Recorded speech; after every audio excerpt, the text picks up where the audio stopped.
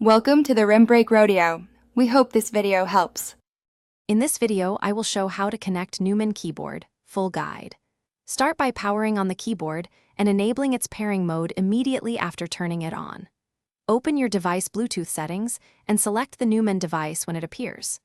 If prompted, enter the shown PIN or press enter to finalize pairing. I'll guide you through wired setup options and common troubleshooting tips so you can type confidently right away.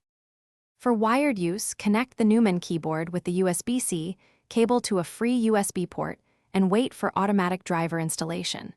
If your operating system prompts for additional drivers, follow the on-screen steps. Otherwise, the keyboard should work immediately. Check Device Manager or System Preferences if keys do not register.